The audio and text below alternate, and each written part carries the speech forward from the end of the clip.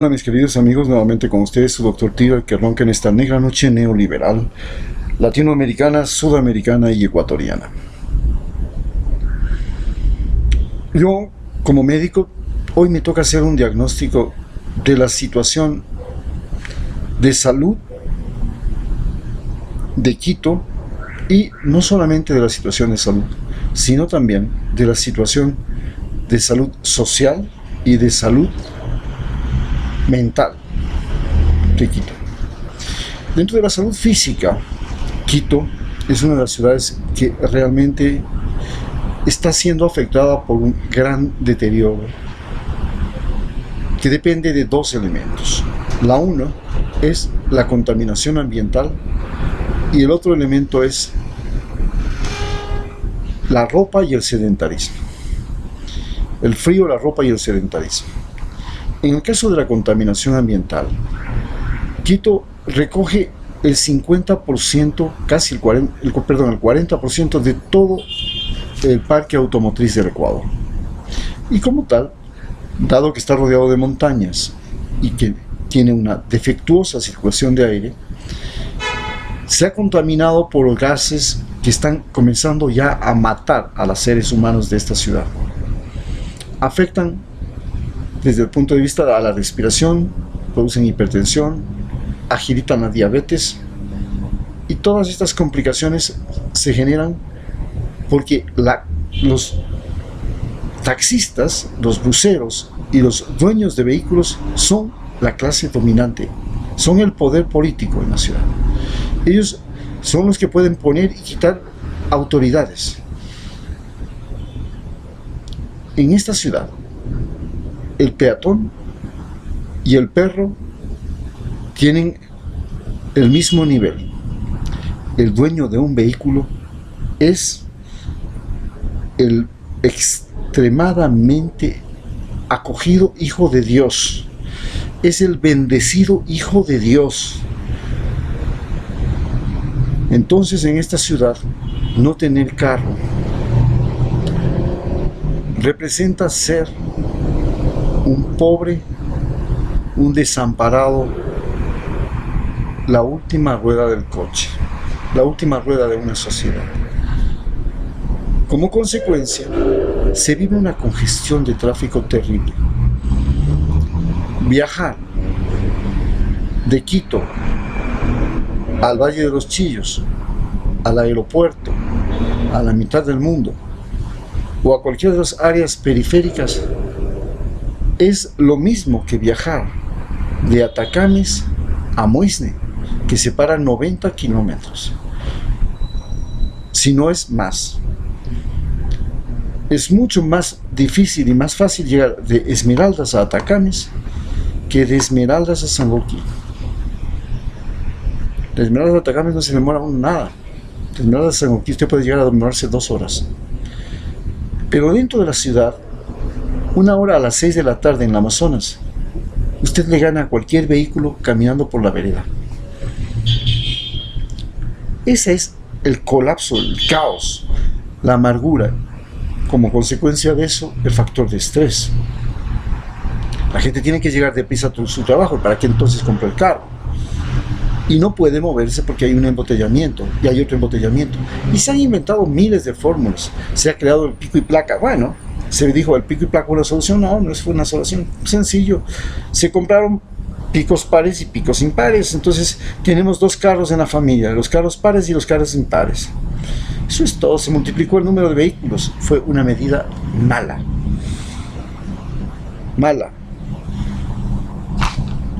Y ahora se espera que el metro sea una de las soluciones, porque la otra solución evidentemente es sacar el tráfico, especialmente de buses de la ciudad. Son 18.000 buses que circulan por esta ciudad, botando gas sin control de gases, sin nada.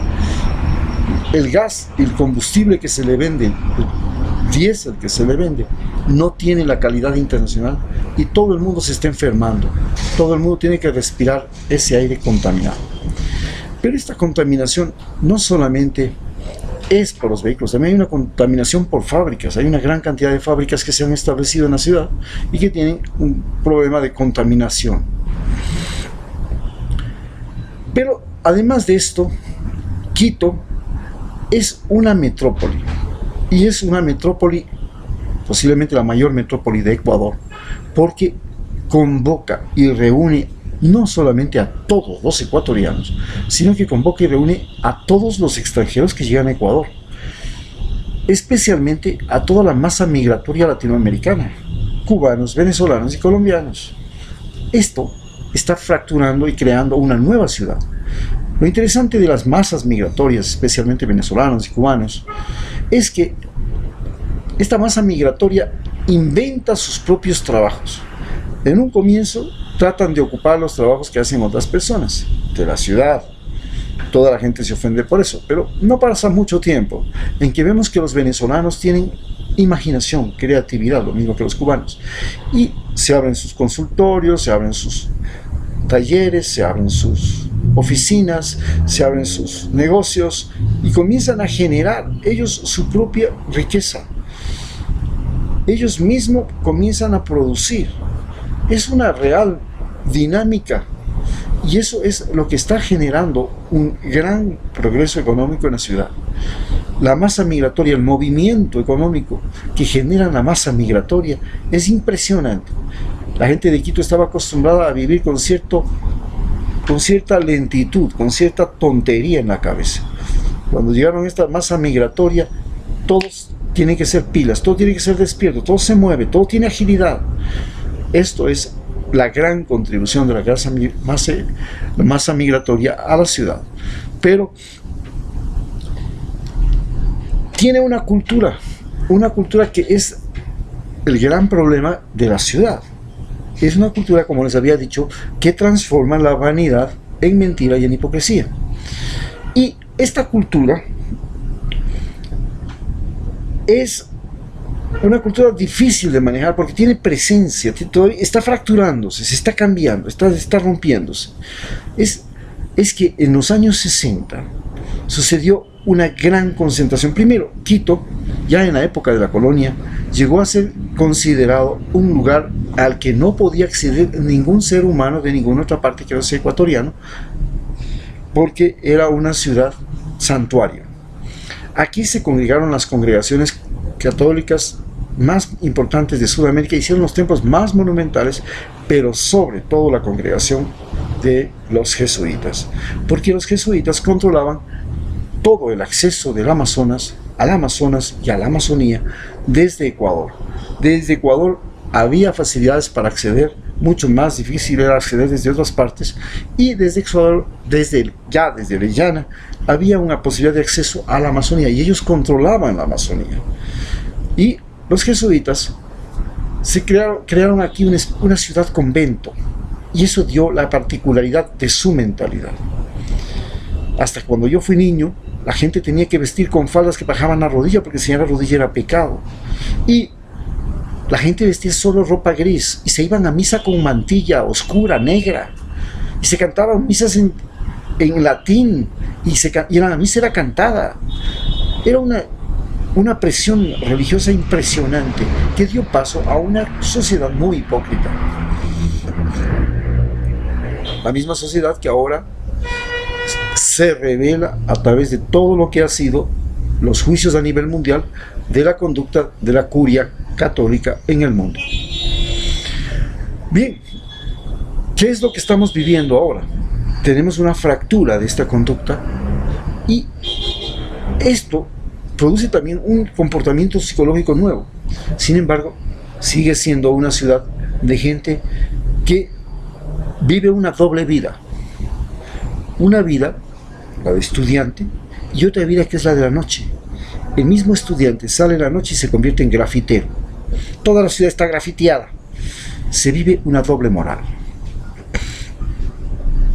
Esta doble moral es la clave fundamental de por qué la ciudad está enferma. Está enferma desde el punto de vista ambiental y está enferma desde el punto de vista social. Y es una ciudad extremadamente política, como ninguna otra en América Latina. Todo el mundo habla de política, y todo el mundo sabe de política, y todo el mundo entiende la política, y todo el mundo la vive la política. A diferencia de Guayaquil. En Guayaquil, usted todo el mundo habla de fútbol, todo el mundo sabe de fútbol. Hasta el último centímetro, hasta el último pase, todo el mundo está metido en el fútbol. Aquí, en Quito, todo el mundo está metido en la política. Y la política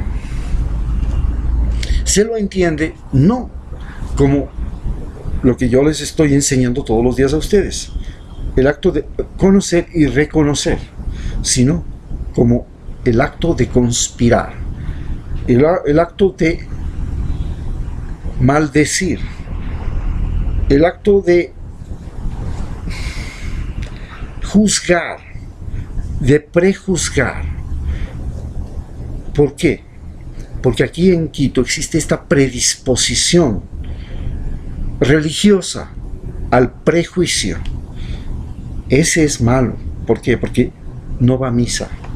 Ese es malo porque no cree en la Virgencita. Ese es malo. Y entonces existe un prejuicio. Y esa es una de las características de la mentalidad que nos está matando y que se está fracturando ahora con la llegada de venezolanos, de colombianos, de cubanos y de la migración costeña. Yo personalmente considero que la mejor elección que jamás hice en mi vida fue casarme con una mujer costeña, porque el momento que me casé con una mujer costeña aprendí a reconocer esto que ahora se los digo: la mentira, la hipocresía, la doble moral, la sonrisita falsa. Recordemos que Lenín Moreno hizo una campaña a nivel nacional en que todos los ecuatorianos teníamos que sonreír, porque sonreír era un símbolo de amabilidad. Aquí en Quito todo el mundo te sonríe antes de darte la puñalada. Lo mismo hacía Lenín Moreno. Antes de darle la puñalada a Rafael Correa, la sonrisa estaba a flor de piel. Y aquí en el Hotel Mercury, que está al frente, la sonrisita la ponían a la entrada del hotel, la sonrisita de Lenín Moreno. Esto es lo que nosotros vivimos y esto es lo que tenemos que cambiar. Uno de los mecanismos de cambio será precisamente que cuando llegue el próximo gobierno, el Poder Ejecutivo ya no esté en Quito. El Poder Ejecutivo pueda ir a Riobamba. El Poder Legislativo no esté en Quito. El Poder Legislativo vaya a Montecristi, donde se originó la Constitución. Y el Poder Judicial no esté en Quito. El Poder Judicial que se vaya a Pastaza, en esa franja central del Ecuador. Ahí, de aquí en Quito, que se dedique la gente, primero que sea nuevamente la capital de Sudamérica, y nuevamente nadie discute que sea una ciudad universitaria, una ciudad de estudiantes. Muchas gracias.